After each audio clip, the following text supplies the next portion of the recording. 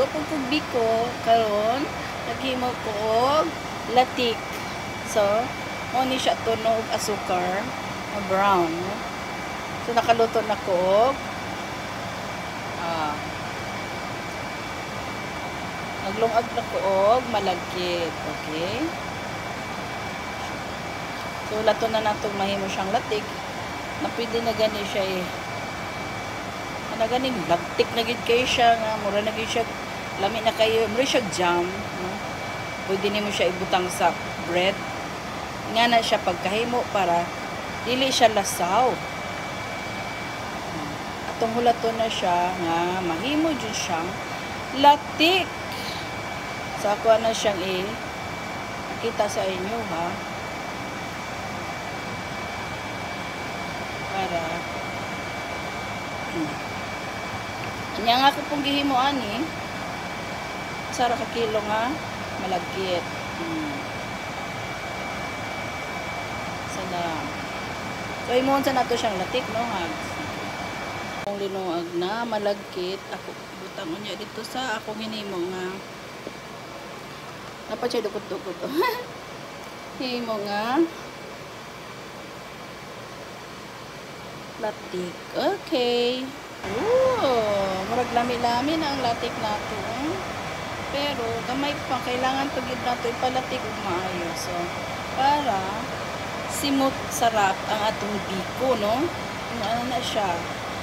Latikon yun siya nga kada ganing mo tira-tira na siya now. Murag siya jam. Nga na gid ang ato ang paghimo sa latik, no? Okay? Mo paaksakan-on ang iyahang kalami. Okay? Una siya mga sikreto sa mga gwapa nga muhimog biko. Alright. So, lato na to gamay. Kaya atuan ang ilunod ang ato ang kanon. Min malagkit na linungan. Okay, gamay pa lang. Gamay pa lang.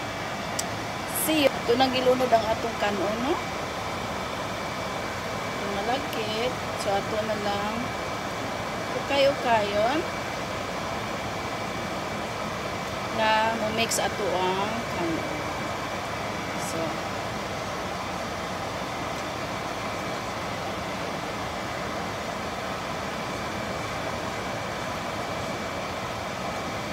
madili siya magdukot.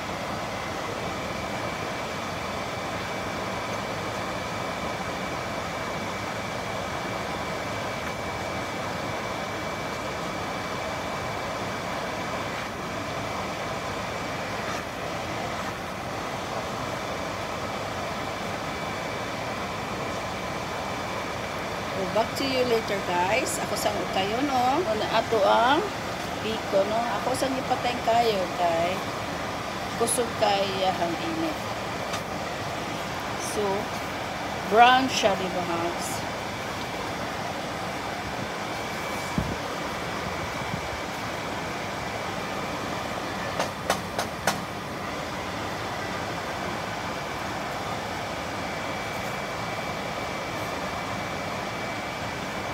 So, depende na gid sa ang giingon man diri, ang ato ang asukar nga gigamit kay brown sugar. So, muna ni siya karon.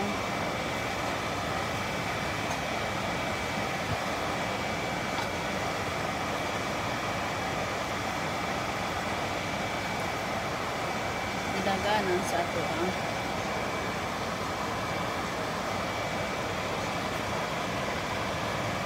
biko.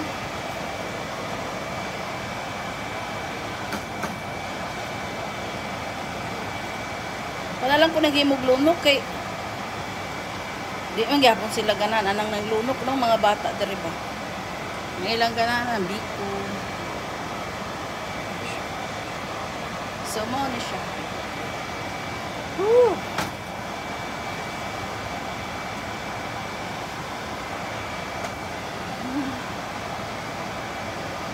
So, kahoy, no? So, ano lang siya, hag?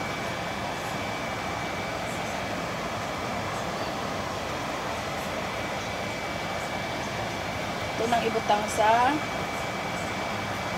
sudlanan.